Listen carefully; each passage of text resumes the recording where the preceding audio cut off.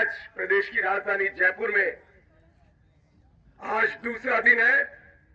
कल माननीय प्रधानमंत्री जी श्री नरेंद्र मोदी जी ने राजस्थान की धरती में जयपुर पे आकर राइजिंग राजस्थान का उद्घाटन किया।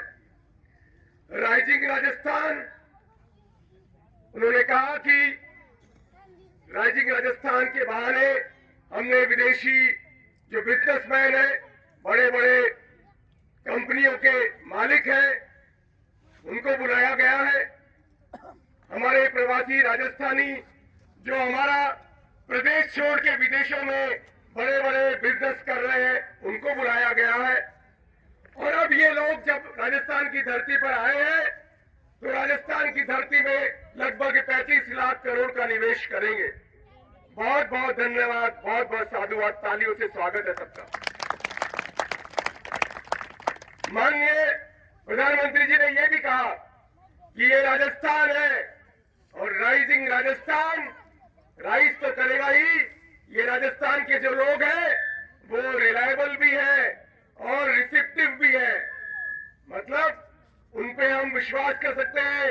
राजस्थान के लोगों पे विश्वास किया जा सकता है और राजस्थान के लोग तुरंत आपको जो है स्वीकार कर लेते हैं।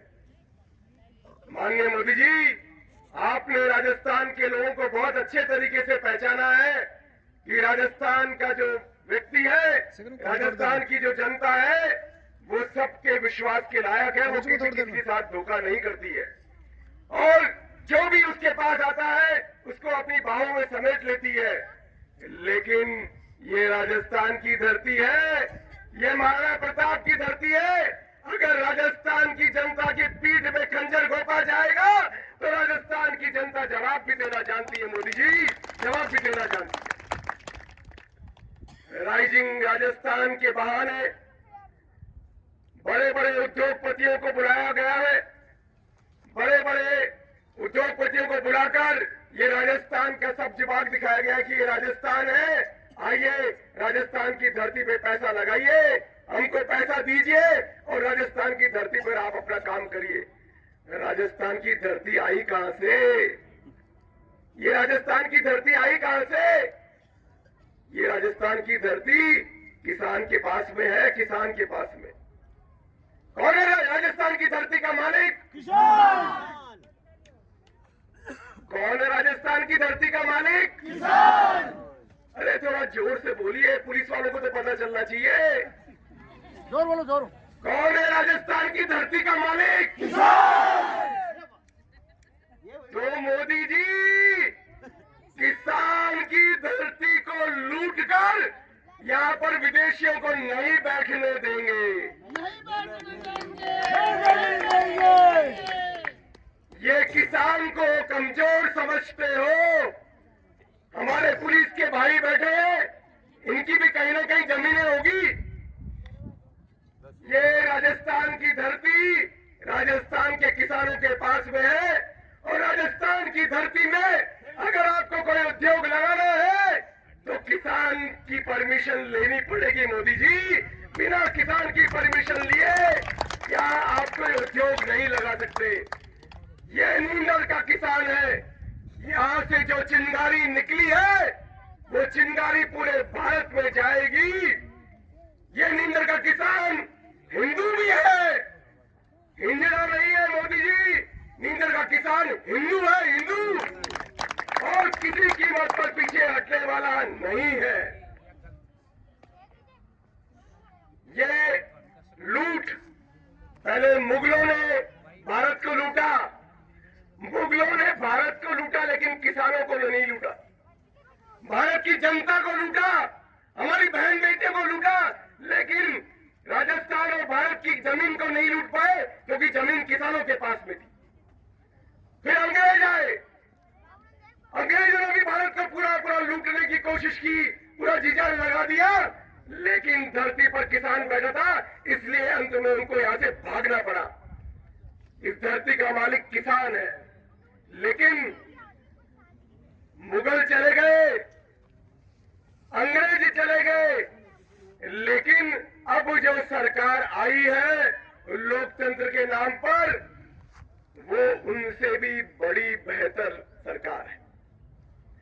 आप देखिए, भारत के अंदर ईस्ट इंडिया कंपनी के लोग आए, अंग्रेजों से पहले ईस्ट इंडिया कंपनी के लोग आए थे बिजनेस करने के लिए, और उन्होंने पूरे भारत के ऊपर अंग्रेजों का एक छत्र राज स्थापित कर दिया।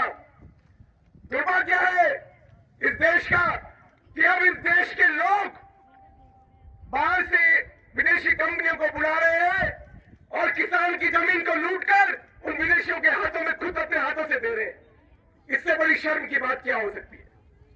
और जब उनसे पूछो कि ऐसा क्यों कर रहे हो, अरे इसके आने से देश का विकास होगा, देश में बेरोजगारी दूर होगी। मोदी जी, बेरोजगारी क्या किसानों को बर्बाद करके दूर होगी? किसानों की जमीन छीनकर दूर होगी? किसानों की जमीन करोड़ों के भाव छीनकर आपको बेरोजगारी दूर करेंगे? ये कैसा न्याय है कि किसानों को उनके घरों से बेघर कर रहे हैं, किसानों को उनकी जमीनों से आप बेघर कर रहे हो? ये कौन सा लोकतंत्र है? लोकतंत्र के नाम पे कौन सी लूट कर रहे हो आप लोग? ये हमें समझना होगा। और ये नींदर से बेहतर, आपसे बेहतर कोई नहीं समझ सकता। और मोदी जी ये भी कहते हैं कि एक है तो सेफ है, बटेंगे तो कटेंगे।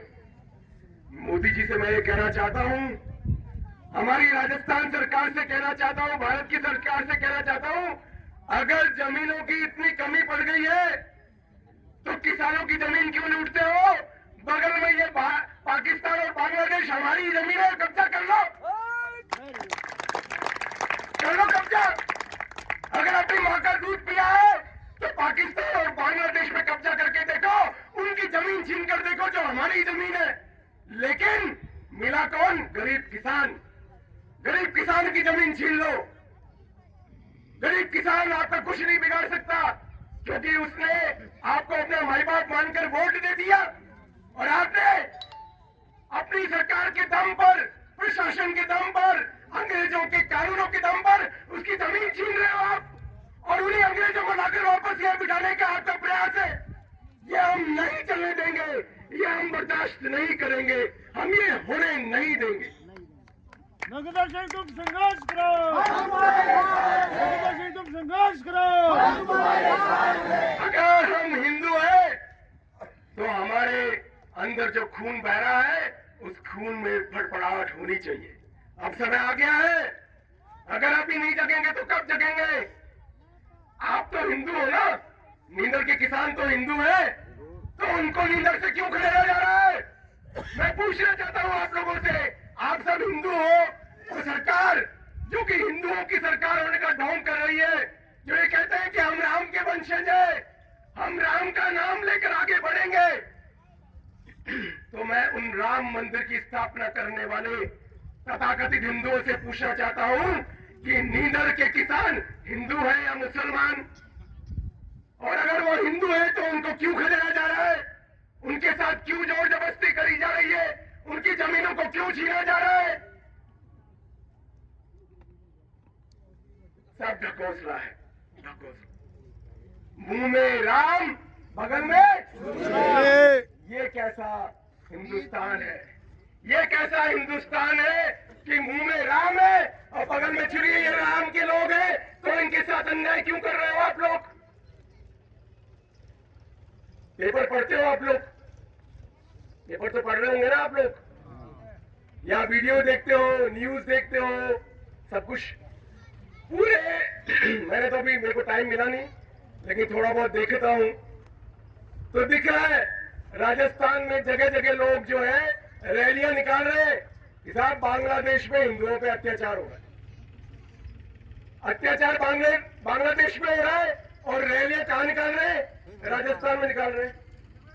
अरे एक रैली नींदर के हिंदुओं को तो के लिए तो निकाल के बताओ, अगर अपनी मां का दूध पिया है तो। इसी भारत में, इसी राइजिंग राजस्थान में नींदर के हिंदुओं को, हिंदू किसानों को उनकी जमीनों से बेदखल किया जा रहा है। क्या राजस्थान के सारे हिंदू मर गए क्या? उनके लिए भी तो रैली निकाल के बताओ, उनके लिए भी तो 2 कदम आगे आके बताओ। कान खोल के, बांग्लादेश के हिंदुओं पे अत्याचार हो रहा है ना, तो बांग्लादेश के हिंदू बांग्लादेश छोड़ के भाग नहीं रहे, वो लड़ाई लड़ रहे। और ऐसा ही नींदर का किसान भी लड़ाई लड़ेगा, यहां से भागेगा नहीं, अपनी 1 इंच जमीन छोड़ेगा नहीं। हम हिंदू हैं, हम हिंजड़े नहीं है। कान खोल के सुन लो आप। अगर हम आज नहीं समझेंगे तो हम कभी नहीं समझेंगे। अगर हम राम के वंशज हैं, अगर ये धरती राम की धरती है, तो राम ने जीते जी कभी किसी के साथ अन्याय नहीं किया। तो हम, अगर ये सरकार अन्याय करेगी तो हम अन्याय नहीं होने देंगे। अगर ये राम जी की सरकार है तो ये हमारे साथ अन्याय नहीं करेगी, और अगर ये अन्याय करती है तो हम राम के वंशज हैं, हम पीछे नहीं हटेंगे। इस अन्याय के खिलाफ लड़ाई लड़ेंगे हम लोग।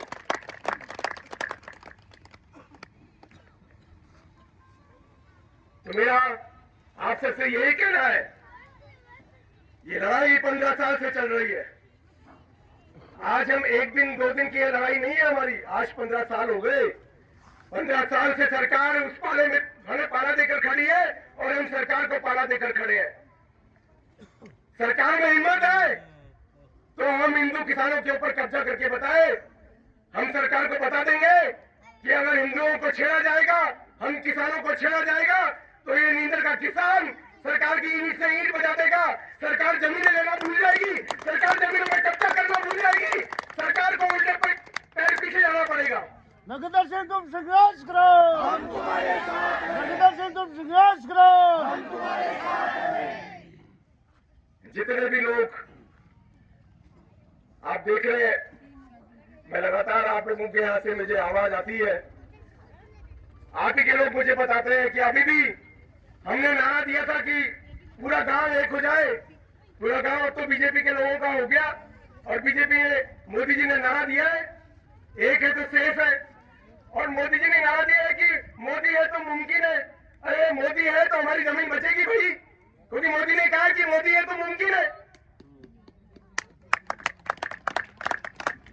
बहुत तालियां बजाते हैं आप जब बोलते हैं कि मोदी है तो मुमकिन है।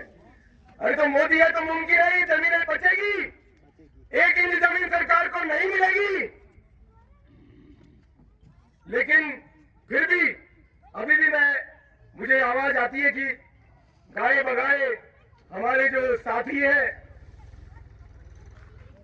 जो साथी चाहे वो सरकार में नेताओं के साथ घूमते हो, चाहे वो हमारी इन जमीनों पे रहने वाले हमारे भाई बंधु, अभी भी आगे पीछे से आकर कान में कुर्की करते हैं कि अरे भाई हम बात करा देंगे, हम बात करा देंगे, हम बात करा देंगे। क्या बात करा देंगे? बात करके देख तो ली कैलाश जी आपने, क्या हुआ आपके साथ? और बात कराएगा कौन? कौन लोग बात कराएंगे? वो लोग बात कराएंगे जो अभी हमारी बात कराने गए थे। जब दिया कुमारी ने बड़ी सभा में ये कहा कि अभी तो चुनाव में 4-5 साल है, तो उनसे ये कहा गया कि मैम आप ये क्या कह रहे हो? ये वो लोग आपके सामने बैठे हैं जिन्होंने हमारे कहने पर आपको वोट दिया है।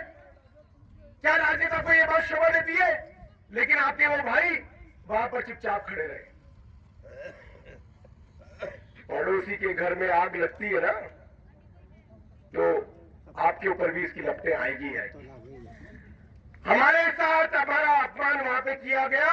मैं हमारे उन भाइयों को बता देना चाहता हूं अच्छे से कि जिस तरीके से उनके कहने पर हमने वोट दिया, गांव के एक किसान ने वोट दिया, कॉलोनी के एक व्यक्ति ने वोट दिया, लेकिन उनका वहां पे अपमान किया, ऐसे ही एक दिन आपका भी अपमान होने वाला है। और तब आपके लिए भी कोई नहीं बोलेगा, तब आप भी अकेले खड़े नजर आओगे। यहां तो देखो हम पूरे किसान एक साथ हैं। इसलिए जो आज हमारे साथ हो रहा है वो कल तुम्हारे साथ भी होगा। ये तो आपके समझने की बात है। या वो लोग हमारी बात कराएंगे जो जमीनें सरेंडर कर चुके हैं। मैंने उस दिन भी कहा था कि जो जमीन सरेंडर कर चुके हैं और अगर उनको लगता है कि कहीं ना कहीं उनको बहकाया गया, उनको भरमाया गया, उनको लालच दिया गया, किसी न किसी तरीके से हमारे आंदोलन को कमजोर करने के लिए उनकी जमीनें सरेंडर कराई गई, वो भाई अगर ये बात मानते हैं, समझते हैं, तो इस जादम पर वो बैठ सकते हैं। लेकिन अगर अभी भी ऐसे कोई व्यक्ति जो यहाँ घूम रहे हैं, जिन्होंने अपनी जमीनें सरेंडर कर दी और वो चाहते हैं कि हम भी अपनी जमीनें सरेंडर कर दें, तो वो इस मुगालते में ना रहे। वो अगर इस मुगालते में है तो वो इस चीज को अपने दिमाग से निकाल दे। उन्होंने जमीन सरेंडर कर दी, जाओ पट्टा ले आओ भैया, किसने मना किया है? जमीन सरेंडर कर दी ना, पट्टा लेके आ जाओ भैया।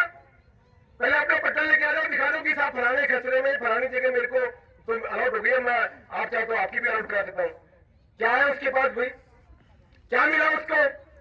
उसको कुछ नहीं मिला, वो बर्बाद हो गया और वो आपको बर्बाद करने में लगे हुए हैं वो लोग। उनके मंसूबे पिछले 15 साल में पूरे नहीं हो पाए वो, लेकिन वो देखिए आप उनका, मैं तो सम्मान करता हूँ उन लोगों का, वो किस तरीके से आपके पीछे लगे हुए हैं आपको बर्बाद करने के लिए। और उसकी बात मानते हैं लोग। उनसे सीखिए आप कि उन्होंने जो रट पकड़ रखी है वो रट नहीं छोड़ रहे। सरकार से सीखिए कि सरकार आपकी जमीन छीनना चाहती है तो वो पीछे नहीं हट रही। तो हम भी पीछे क्यों हटे? हम भी हिंदू हैं, हम भी राम के वंशज हैं, हम भी पीछे नहीं हटेंगे, पूरा पाड़ा देंगे। होगा जो देखा जाएगा, या तो मर जाएंगे मिट जाएंगे, नहीं तो हमारी जमीन बचा के लिए। जय जवान, जय जवान, जय किसान। नरेंद्र जी संघर्ष करो, हम तुम्हारे साथ हैं। नरेंद्र जी संघर्ष करो, हम तुम्हारे साथ हैं। जो हमसे टकराएगा झूठी में मिल जाएगा, जो हमसे टकराएगा मिट्टी में मिल जाएगा। पूरे देश के अंदर किसानों का आंदोलन चल रहा है और पूरे देश के किसानों की जमीनों पर सरकारों की नजर है। ये केवल नींदर में नहीं हो रहा है, पूरे देश में हो रहा है। क्योंकि किसान एक नहीं है, किसान में एकता नहीं है। उनको पता है कि किसान को किसी न किसी तरीके से तोड़ देंगे। इससे बड़ा उदाहरण कोई नहीं हो सकता। आपका नींदर, आप तो नींदर के लोग हो, आपकी जमीनें आवाज हो रही है। आप समझो कि किस तरीके से आप लोगों को बांटा जा रहा है। आपको किसी को प्रलोभन देकर अलग किया जा रहा है, किसी को कैसे अलग किया जा रहा है कि भाई ये बट जाएंगे तो कौड़ियों के दाम पर इनको जो भी है इनको सरकारा कर देंगे और इन जमीनों पे कब्जा कर लेंगे।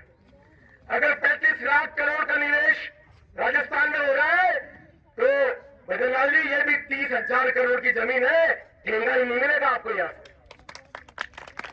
और 35 लाख करोड़ अगर तुम्हारे पास वहां से आ रहा है तो हमारी जमीनें क्यों छीन रहे हो? 35 लाख करोड़ के सामने 30,000 करोड़ कहां बनते हैं? क्यों छीन रहे हो हमारी जमीन? क्या घाटा है फिर आपके पास? और केवल कॉलोनी बसाने के लिए? अरे कॉलोनी तो किसान खुद बसा लेगा। पूरा जयपुर किसानों का बसाया हुआ है, किसानों ने बसाया पूरा जयपुर। किसान बसा लेगा, किसान को जयपुर बसाना आता है। ये कॉलोनी बसाने का काम सरकार का नहीं है। सरकार का काम नगर नियोजन का है कि जो भी कॉलोनी बसती है उस कॉलोनी में किस तरीके से सुविधा क्षेत्र होगी, कैसी सड़कें होगी और किस तरीके के पार्क बनेंगे, ये सरकार डिसाइड करेगी। लेकिन जमीन किसान बेचेगा, किसान ही बेचेगा।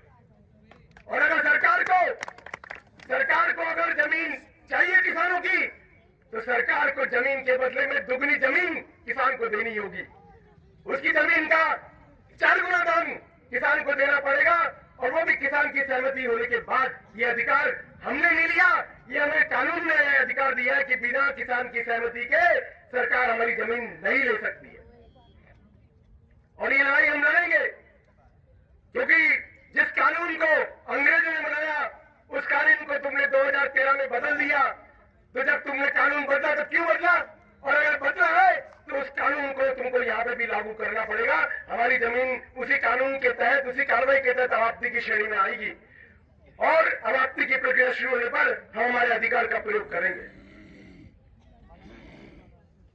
तो ये नीदर की हमारी जो लड़ाई है, ये नीदर के किसानों की जो लड़ाई है, वो इस देश के लिए एक बहुत बड़ा उदाहरण बनेगा। क्योंकि पूरे देश का किसान परेशान है, पूरे देश का किसान हैरान है। और इस तरीके से सरकार, चाहे वो राज्य सरकार हो चाहे वो केंद्र की सरकार हो, लगातार किसानों की जमीनों पर उनकी नजर है। किसानों की जमीन किसानों से छीनेंगे और बड़े बड़े उद्योगपतियों को दी जाएगी, बड़े बड़े बिल्डरों को दी जाएगी और सरकार और वो लोग मिलकर खूब कमाई करेंगे और किसान बेचारा भीख मांगता फिरेगा। लेकिन ये अब नहीं होगा, ये हम नहीं होने देंगे। हम 1 इंच भी पीछे नहीं हटेंगे और हम 1 इंच जमीन सरकार को नहीं देंगे।